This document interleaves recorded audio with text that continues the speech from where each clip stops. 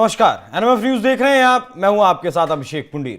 कोलकाता में पिछले 37-38 दिन से लगातार डॉक्टर्स धरना प्रदर्शन कर रहे हैं। अपनी 5 सूत्रीय मांगों को लेकर वो बैठे थे। कई बार मीटिंगों का दौर चला, 2 बार डॉक्टर्स नहीं पहुंचे, लेकिन 5वें दौर की बैठक में डॉक्टर्स और ममता दीदी के बीच मुलाकात हुई, जिसमें ममता दीदी बैकफुट पर नजर आई। 5 सूत्रीय मांगों में से 3 मांगे डॉक्टर्स की मान ली गई हैं। उनकी सुरक्षा को पुख्ता करने की बात की गई है।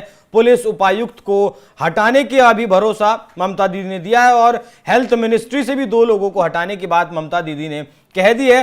अब जो कहा है ममता दीदी ने, कितना वो पूरा करती हैं कितना नहीं करती हैं वो आने वाला वक्त बताएगा, लेकिन सिग्नेचर एक कागज पर ममता दीदी ने कर दिए हैं। तो क्या कुछ है पूरा मामला, अंदरूनी खाने क्या कुछ चल रहा है बंगाल में, वो भी समझेंगे और इसके परिणाम क्या कुछ होंगे वो भी समझने के लिए और समझाने के लिए हमारे साथ मौजूद हैं नाज़िया इलाही खान, बीजेपी नेता। बहुत बहुत स्वागत है मैडम आपका। वंदे मातरम, भारत माता की जय। और देश के सभी लोगों को आज हमारे देश के आदरणीय प्रधानमंत्री का जन्मदिन है, उसकी बहुत बहुत शुभकामनाएं। तो ममता दीदी, मुझे ऐसा लगता है कि पहली बार बैकफुट पर आई हैं। हाँ, एग्जैक्टली पहली बार मैंने उनको बैकफुट पर आते हुए देखा है। और कहीं ना कहीं जब मैंने उनके पूरे स्पीचेस को सुने, जब वो बाहर निकल करके स्पीच दे रही थी, तो मुझे लगा कि वो कोलकाता पुलिस कमिश्नर को किसी कटघरे में नहीं खड़ा कर रही हैं। वो कोलकाता पुलिस कमिश्नर से बिल्कुल भी सवाल पूछना नहीं चाह रही हैं कि इतनी बड़ी दुर्घटना होने के बाद, एक रेसिडेंट जूनियर डॉक्टर के साथ ब्रूटल रेप और मर्डर होने के बाद, उनके एविडेंसेस को छुपाने के बाद, उनके पोस्टमार्टम रिपोर्ट का चालान में घोटाला होने के बाद, उनके क्रिमिनेशन जो उनका क्रिमेशन हुआ है, जो उनको जलाया गया है, उसमें उस चालान में माँ बाप का सिग्नेचर ना होने के बाद, इतने सारे सवालों के बावजूद भी कल मुझे ममता दीदी की जो स्पीच थी वो कहीं ना कहीं ये समझ में आई कि वो नीपापोती कर रही हैं। संदीप घोष को भी जब उन्होंने हटाया नहीं था, उन्होंने जब संदीप घोष ने खुद अपने आप को रिजाइन किया तो उन्होंने उठा करके उसको एक क्रीम जगह पर, एक और बड़े पद पर उन्होंने बैठवा दिया था। और तब सीबीआई ने जब उसको अरेस्ट किया तब जा करके रिलीफ मिला। लेकिन तब भी प्रोटेस्टर यही डिमांड कर रहे थे कि हेल्थ मिनिस्ट्री ममता दीदी के पास है। आखिर ममता दीदी ने उसके लेटर पर यह क्यों नहीं लिखा कि वो एक इंटर्नी डॉक्टर, रेसिडेंशियल आर्जिकल हॉस्पिटल की डॉक्टर के एविडेंस को छुपाने में और बहुत सारे स्कैम में लिप्त पाया गया है, ये बात क्यों नहीं राज्य सरकार ने अपने लेटर पर लिखा। अब उसके बाद बात आती है कि 4 दिन पहले भी जब ममता दीदी से ये प्रोटेस्टर्स मिलने के लिए गए थे तो बारिश की वजह से वो 2 घंटे लेट हो गए थे, जिस पर चंद्रिमा भट्टाचार्य निकल करके कही थी कि हम लोग बहुत देर से इंतजार कर रहे थे और तुम लोग 2 घंटे लेट हो। अब मेरा सवाल यहाँ पर आता है, as a voter of West Bengal, TET qualified candidate 2014 से अपने लिए, अपने जजमेंट के लिए, अपने इंसाफ के लिए, अपने राज्य के मुख्यमंत्री का इंतजार कर रहे हैं। SLST क्वालिफाइड कैंडिडेट जो है वो अपने जॉब के लिए 2016 से इंतजार कर रहे हैं कि उनकी राज्य की मुख्यमंत्री उनका इंसाफ करेगी और कोर्ट को कहेगी कि ये सही है जो बैठे हुए हैं 2016 से धरना पर, और उनके ही मंत्रालय से कुछ गलती हुई है। BDS ग्रेजुएट वेट कर रहे हैं रिक्रूटमेंट के लिए 2017 से। SSC स्कैम जिसके साथ हुआ है वो लोग बैठे हुए हैं पिछले 2.5 साल से। लेकिन कौन सा ऐसा विभाग है जहां पर पश्चिम बंगाल के राज्य सरकार के मंत्रालय में कोई घोटाला ना हो, कोई स्कैम ना हो। हमें आज भी नहीं भूलना चाहिए कि ममता बनर्जी साहिबा ने वो राज बनाकर रखा है जहां पर शारदा, नारदा, रोज वैली जैसा चिट फंड होता है और एक बड़े आला अधिकारी पुलिस ऑफिसर का नाम आता है और सीबीआई जब इंटरोगेशन के लिए आती है तो सीबीआई ऑफिसर को ही हिरासत में ले लिया जाता है और शेक्सपियर सरानी थाना के लॉकअप में डाल दिया जाता है और बुरे तरीके से मारा पीटा जाता है, जिसकी तस्वीरें सीबीआई ऑफिसर किस तरीके से मलाइंग हुआ है, इंसल्टेड हुआ है, डिफेम्ड हुआ है, ये आज भी गूगल में वो तस्वीरें पाई जाती हैं। कल जिस हिसाब से वो कलकत्ता पुलिस कमिश्नर के बारे में बोल रही थी प्रोटेस्टर्स से बात करते वक्त, कि वो खुद मुझसे आकर के कह रहा था कि मेरा भी घर है, मुझे यहाँ से हटा दीजिए। मुझे सवाल ये पूछना है दीदी से कि हटाने के बाद संदीप घोष की तरह क्या आप उसके मनचाहे जगह पर पोस्टिंग दे दीजिएगा? ये भी बहुत बड़ा सवाल है। हट तो जाएंगे कलकत्ता पुलिस कमिश्नर, क्योंकि इतना बड़ा हादसा हुआ है, हट तो वो जाएंगे, लेकिन क्या भरोसा है कि हटाने के बाद उनको उनकी मनचाही जगह पर, हॉलीडे और वर्क एक साथ वाली जगह पर ना भेज दिया जाए, उनकी पोस्टिंग और भी खूबसूरत तरीके से ना करवा दी जाए। अब आती है चौथी और इम्पोर्टेंट बात।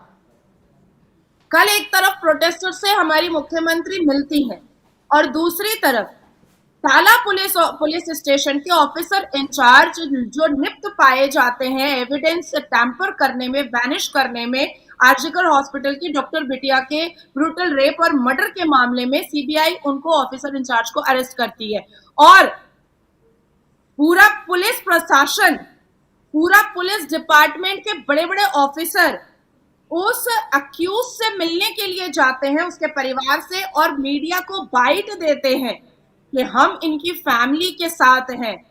तो क्या जब नॉर्मल व्यक्ति अरेस्ट होता है तो क्या पुलिस ऑफिसर मिलने के लिए जाते हैं उनके परिवार वाले से और पूछते हैं? ये पूरा पुलिस डिपार्टमेंट जो है वो नॉर्मल व्यक्ति के परिवार के साथ है? भाई हर इंसान का परिवार होता है। अब कहीं ऐसा ना हो कि संजय जो मेन आरोपी है रेप का, कहीं उससे भी पुलिस ना मिलने के लिए चले जाए सहानुभूति देने के लिए उसके परिवार वाले से। कहीं संजय जो रेप का मेन आरोपी है, प्राइम अक्यूज है, वो भी तो सिविक पुलिस था, वो भी तो कोलकाता पुलिस का कमिश्नर का बाइक यूज करता था, वो भी तो कोलकाता पुलिस कमिश्नर का टैग लगाता था बाइक पर, वो भी तो कोलकाता पुलिस का बैच लगा करके अपनी वर्दी पर घूमता था। तो जब टाला पुलिस स्टेशन के ऑफिसर इंचार्ज के साथ कोलकाता पुलिस डिपार्टमेंट की सहानुभूति हो सकती है, तो प्राइम एक्यूज बलात्कारी संजय के साथ भी सहानुभूति हो सकती है। इसमें तो कोई दो राय नहीं, मुझे नहीं नजर आ रहा है। वो तो कानून लेकर आ गई ममता दीदी, अब देखते हैं उस कानून के तहत कुछ क्या कुछ करती है नहीं। लेकिन अगर मैं संदीप घोष की अगर बात करूं तो संदीप घोष के बारे में भी कई खुलासे हुए हैं जांच में। मैं यहाँ पर टोकना चाहूंगी आपको। कानून आया है आपका 3 सितंबर 2024 और 3 सितंबर 2024 के पहले और बाद में भी बहुत सारे रेप हुए हैं। डॉक्टर बिटिया के ब्रूटल रेप और मर्डर के 48 घंटे में 7 और रेप हुए हैं। कूच बिहार में मोहम्मद खैबर ने रेप किया है, उस उत्तर दिनाजपुर में मोहम्मद अवैस ने रेप किया है। तो ऐसे बहुत सारे रेप की घटनाएं हैं जो वेस्ट बंगाल पुलिस के अंडर में ही है। तो क्यों नहीं दीदी 3 सितंबर के बिल के हिसाब से 3 सितंबर 2024 को विधानसभा में जो उन्होंने बिल पास करवाया, उस हिसाब से उन्होंने क्यों नहीं फांसी दे दिया? देना चाहिए था ना। तब ना हमें विश्वास होता कि जो बिल वो लेकर के आई है, और विपक्षी दल भारतीय जनता पार्टी के विधायकों ने भी उस बिल को अपोज नहीं करके एक्सेप्ट किया है, गवर्नर साहब ने एक्सेप्ट किया है, तो फिर आपने जो 48 घंटे में 7 और बलात्कार हुए हैं डॉक्टर बिटिया के बाद, आपने उसको क्यों नहीं आपने फांसी दी है? आप एक तो दीजिए फांसी, तब ना हमें विश्वास होगा कि हाँ आप अपने बिल पर स्टक है। पश्चिम बंगाल में हमने यही देखा है कि बलात्कारी के साथ राज्य सरकार का समर्थन होता है। हमने शेख शाहजहां मास बलात्कारी में क्या देखा? मतलब आप ये कहना चाह रही हैं कि ये बिल सिर्फ लॉलीपॉप दिखाने के लिए लाया गया है? जी, ये बिल सिर्फ दिखाने के लिए लाया गया है, एक जनता को चूरन चटाने के लिए। ऑब्वियसली जनता को चूरन चटाने के लिए लाया गया है। 110% 100% जनता को चूरन चटाने के लिए लाया गया है। क्या कपिल सिब्बल आज सर्वोच्च न्यायपालिका में खड़े नहीं होंगे? बिल्कुल। क्या कपिल सिब्बल 3 सितंबर के बाद बिल पास होने के बाद जो हियरिंग हुई थी, क्या उसमें कपिल सिब्बल साहब खड़े नहीं हुए थे? क्या वो डिफेंड नहीं कर रहे थे बलात्कारी को और पुलिस मुहकमे को? बिल्कुल कर रहे थे। उनके हर सबमिशन में, उनके हर कागजों में, उनके हर दलीलों में सिर्फ एक ही चीज था कि कलकत्ता पुलिस कमिश्नर निर्दोष है और कलकत्ता पुलिस डिपार्टमेंट निर्दोष है, health department, ministry of health department निर्दोष है। वो तो यही साबित कर रहे थे। तो वो 3 सितंबर का बिल जो था एंटी रेप का, वो सिर्फ चूरन था। और कल की जो स्पीच है ममता दीदी की, वो भी सिर्फ चूरन है, इसके अलावा कुछ भी नहीं है। और देखिए अभी तक प्रोटेस्टर्स ने उनसे मिलने के बाद, हाँ, मिनट बुक्स पे साइन करने के बावजूद भी उन्होंने प्रेस कॉन्फ्रेंस नहीं किया और प्रोटेस्ट उन्होंने नहीं हटाया है। वो आज सुप्रीम कोर्ट में क्या कुछ होता है उसके अभी इंतजार में है कि वहां सुनवाई के बाद क्या होता है। लेकिन जिस तरीके से जो बातें आपने बताई, जो तथ्य आपने रखे, उससे सवाल ये भी खड़ा होता है कि जो लिखित में ममता दीदी ने मांगे मानी है, सिग्नेचर जिस पेपर पर किए हैं, क्या उन मांगों को भी ममता दीदी मानती हैं या फिर सिर्फ इस मामले को ठंडा करना है, डॉक्टर्स को उनके धरने से उठाना है और उसके बाद वो अपने तरीके से, जिस तरीके से बंगाल को चलाती आई हैं उस तरीके से चलाती आई हैं। खैर देखना होगा, अभी वक्त है क्या कुछ ममता दीदी के फैसले पर होता है। इस बीच में दो सवाल पैदा होता है। एक कि 72 घंटे पहले इस राज्य की प्रिय मुख्यमंत्री ने ये ऐलान किया था अपने पार्टी दल को कि कोई भी इस मामले में बात नहीं करेगा, पर हुमायूं कबीर साहब ने तो बहुत डेरोगेटरी रिमार्क दिया। उन्होंने तो धमकाया है प्रोटेस्टर्स को, इंटर्नी डॉक्टर जो प्रोटेस्ट कर रहे हैं उनको तो धमकाया है और मीडिया के सामने धमकाया है कि हम भी खामोश नहीं बैठे रहेंगे, हम भी बताएंगे डॉक्टर को कि हम लोग क्या हैं। इसके बाद फिर अब बात आती है कि आखिर आज हेल्थ डिपार्टमेंट को ये क्यों एहसास हुआ कि 100 करोड़ जो है हम लोग देंगे और उससे हम बाथरूम बनवाएंगे, हम उससे लेडीज रूम बनवाएंगे। आज क्यों एहसास हुआ? जब आप डॉक्टर बिटिया के ब्रूटल रेप और मर्डर के बाद जब आप सेमिनार हॉल तोड़वा रही थी, जब आप बेसिन तोड़वा रही थी, जब आप एविडेंस टैंपर नहीं बल्कि वैनिश करवा रही थी, तब आपको यह एहसास नहीं आया था। और सबसे महत्वपूर्ण बात, ये हमारे राज्य की मुख्यमंत्री ममता बनर्जी साहिबा ने अपने स्पीच में और अपने प्रेस रिलीज में कहा है कि मेरी 200 बार कलकत्ता पुलिस कमिश्नर से बात हुई है जिस दिन ये हादसा डॉक्टर बिटिया के साथ हुआ है। उन्होंने ममता बनर्जी साहिबा ने यहां तक कहा है कि वो पूरी रात सो नहीं पाई जब तक उसका अंतिम संस्कार नहीं हुआ। तो इसका मतलब है कि सेमिनार हॉल टूटा तो भी पता था दीदी को, जब पुलिस वैनिश कर रही थी और टेम्पर कर रही थी एविडेंसेस को तब भी दीदी को पता था, क्योंकि 200 बार उन्होंने खुद एक्सेप्ट किया है कि कलकत्ता पुलिस कमिश्नर से उनकी बात हुई है। और क्योंकि पुलिस मंत्री वो है, क्योंकि स्वास्थ्य मंत्री वो है, क्योंकि माइनॉरिटी मिनिस्टर वो है, क्योंकि मुख्यमंत्री वो है, तो सवालिया निशान और इन्वेस्टिगेशन का दायरा उनके ऊपर भी तो खड़ा होता है।